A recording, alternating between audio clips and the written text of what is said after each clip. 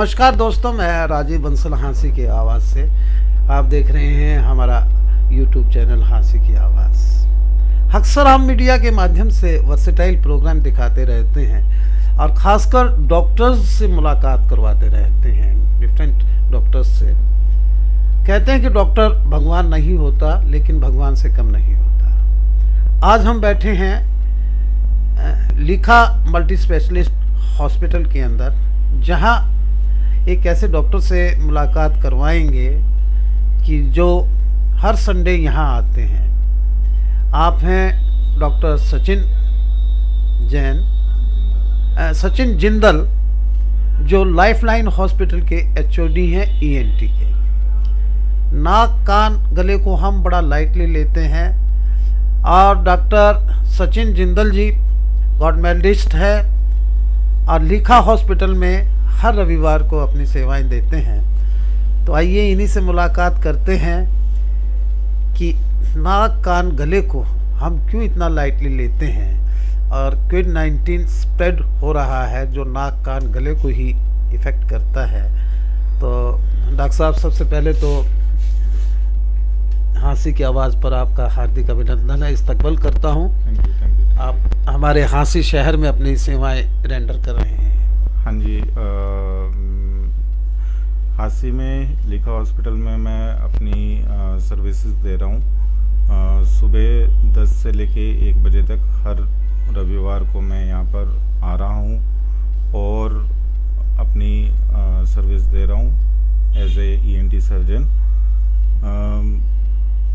ENT में हमारे पास बहुत सारे स्कोप्स हैं, बहुत सारी चीज़ें हैं जो हम अपने घर में डे टू डे लाइफ में फील करते हैं, प्रॉब्लम फेस करते हैं, बट हम लोग घर से बाहर नहीं निकलते हैं, दिखाने नहीं आते हैं। कान में मवाद आ रही है या गले की कोई समस्या है या नाक की कोई समस्या है तो हम लोकल केमिस्ट पे जाकर दवाई से पहले ट्रीटमेंट लेने की कोशिश करते हैं। तो उससे ज़्यादा अच्छा जो रहता है वो ये रहता है कि आप एक स्पेशलिस्ट डॉक्टर को दिखाएं, एक ईएनटी स्पेशलिस्ट को दिखाएं और जो उस बीमारी का मूल कारण है उसको ठीक करवाएं। क्योंकि जो ईएनटी में जितनी भी बीमारी हैं वो मोस्टली क्रॉनिक बीमारियां हैं, लंबी चलती हैं।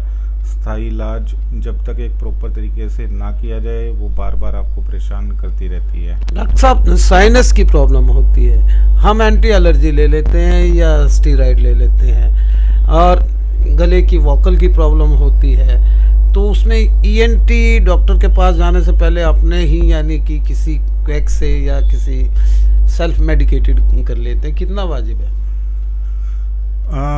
ये बात बिल्कुल ठीक है कि जैसे जो एक पॉपुलर टैबलेट है सिट्रिजिन, सभी लोगों को पता है इस टैबलेट के बारे में कि भाई सिट्रिजिन की टैबलेट लेंगे तो हमारी नाक की छींकें बंद हो जाएंगी, पानी बंद हो जाएगा। लेकिन वो सब जो चीज़ें हैं वो एक टेम्परेरी सॉल्यूशन रहता है। एलर्जी का इलाज जो है आज की डेट में एक नई तकनीक है इम्यूनोथेरेपी, वो हम लोग कर रहे हैं। इम्यूनोथेरेपी में हम शरीर के अंदर ये पता लगाते हैं कि इंसान को किस चीज़ में एलर्जी है और उसके लिए किस चीज़ से एलर्जी हो रही है और उसके अगेंस्ट हम उनको दवाइयाँ देते हैं। एक लंबे समय तक ट्रीटमेंट के बाद पेशेंट को स्थायी रूप से एलर्जी में आराम आता है। जो नज़ला होता है नाक का, वो एक तो रहता है एलर्जी की वजह से और दूसरा रहता है अंदर नाक के अंदर जो हड्डी है वो टेढ़ी मेढ़ी है या साइनस के जो अंदर जो शेप बनी हुई है जो भगवान ने दी है वो ऊपर नीचे है, तो उसके कारण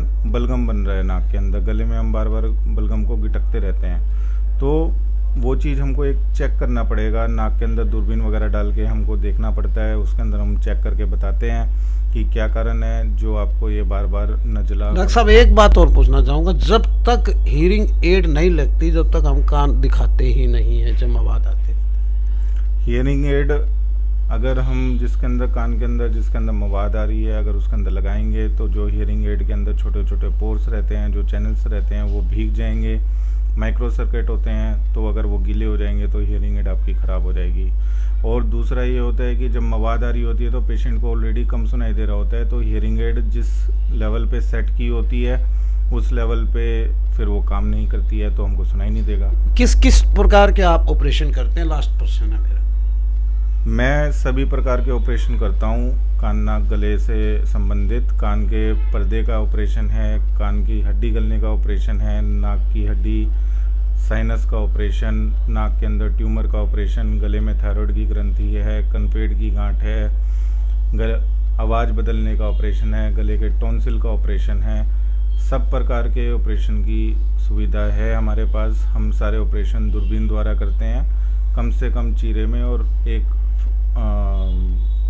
इकोनॉमिकल रेट्स पे हम करते हैं। इंसीजर बहुत छोटा रहता है। हाँ जी, इंसिजन बहुत छोटा लगता है। कोशिश यही रहती है कि हम फेस रीजन पे काम कर रहे हैं तो मिनिमम इंसिजन आए, मिनिमम स्कार आए, पेशेंट को बाद में अच्छा लगे कि भाई ऑपरेशन करवाया भी और नहीं भी करवाया पता ना चले जाए। डॉक्टर साहब बहुत बहुत धन्यवाद। ये डॉक्टर सचिन जिंदल जो गोल्ड मेडलिस्ट रहे हैं। ईएनटी को हम बहुत लाइटली ले लेते हैं, क्या है कान नाक का है, हो जाएगा सिटीजन से, लेकिन डॉक्टर साहब ने हर चीज़ को पर्सोनिफाई किया है। कोई भी शरीर का अंग को लाइटली नहीं लेना चाहिए। एक कॉम्पिटेंट डॉक्टर जो रविवार को अपनी सेवाएं यहाँ प्रदान करेंगे लिखा हॉस्पिटल में कर रहे हैं, तो हम तो इनसे दुआ करते हैं। होली के इस पावन अवसर पर आपको हार्दिक बधाई है हमारे चैनल की ओर से, और आप हमारे शहरवासियों को अपनी सेवाएं दें, ये हमारे लिए प्रिविलेज है।